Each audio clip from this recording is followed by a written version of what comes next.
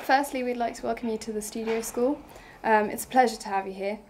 Well, obviously, we asked if you could answer a few questions for us.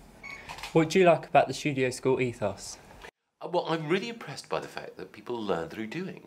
So obviously there's some time that people spend studying over their books or on their screens, trying to make sure that they understand the theory behind a particular subject.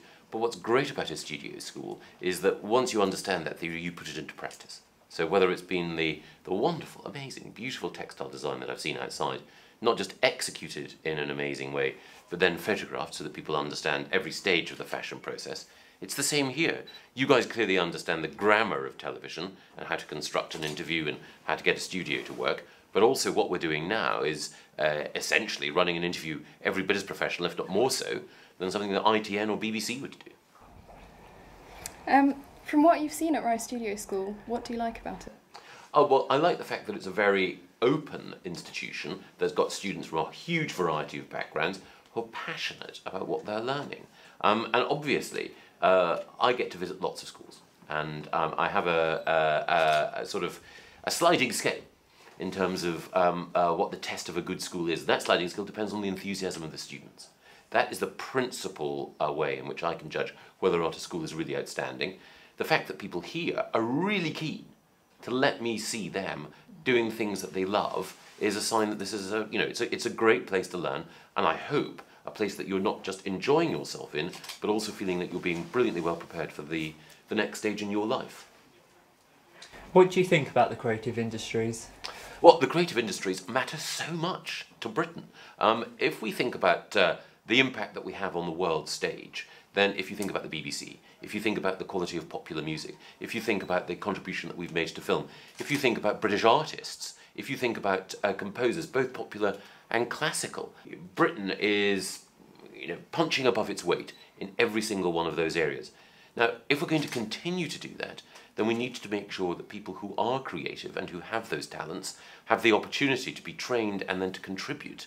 And that means everyone from those who do the precise technical skills like the sound recorders to make sure that at every point, every word that we utter is recorded so it can then be edited appropriately, through to those people like the directors or the designers whose imagination floats free in making sure that something can be created that other people will enjoy. And that, as far as I can see, one of the great things about this studio school is that both of those things are in harmony.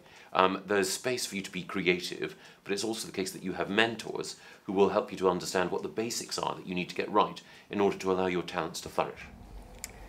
Is there anything particular in the creative industries that interests you?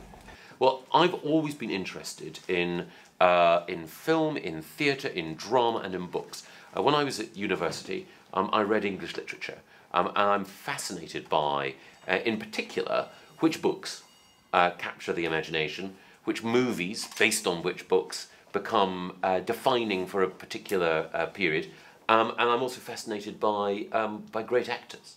I think that there's nothing more captivating than being in a theatre where you have that bond between the great actor or actress and the audience, and it's electric. And I think that being able to recreate that on the small or on the large screen as well is an amazing thing. So, from my point of view, drama I think has to be the art form that I find most compelling. Are there any authors or books that have inspired you in your life? There are lots of authors and books that have inspired me. When I was younger, when I was in Key Stage 3, the author I loved most then was George Orwell. And I loved Animal Farm and in particular 1984. And I loved the idea of someone fighting for freedom and for self-expression, even if the odds were against them. And then, as I grew a little bit older, I loved Jane Austen and George Eliot. And the reason I loved those is that they took people who were sometimes unfashionable and they made you realise the virtues and the sometimes quiet heroism of people who weren't always necessarily the people who were the glamour boys or girls, and that moved me. And then subsequently, as I've grown up, I've been moved and excited by films of every kind, but I also have a soft spot for, funnily enough, the Ealing comedies that were made in Britain in the 1940s and early 1950s. Because they seem to me, if you want to sum up what Britain's like, the whole thing is that the Ealing comedies do it brilliantly, because it's about hating bureaucracy and celebrating the fact that people go their own way and do their own thing. We're both interested in journalism. Do you have any tips or advice for us? Well, journalism is changing fast. And I think that some of the big journalistic employers of the past, the traditional newspapers, aren't going to be around perhaps in 5, 10 or 15 years' time. Increasingly, what we will find is more citizen journalism through blogging, vlogging, and through adventurous individuals becoming their own correspondents and sending their own material to different platforms. I think that the best way to adapt to that is to try, A, to feel comfortable in every medium. Make sure that you can write crisply and make sure that what you write, when you write, is authoritative and accurate.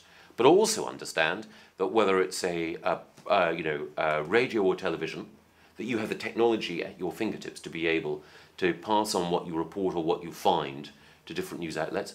And then the other thing is, at college and at university, of course it's important that you choose the right course. But what's more important is that you get the right experience. So any opportunity that you can get to work in a newsroom, anything from BBC local radio to a university newspaper or website, take it.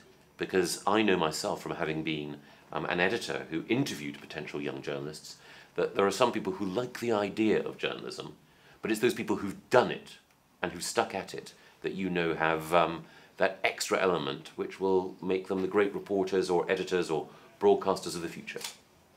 Thank you for your time, and I hope you're enjoying your day here at Rye Studio School.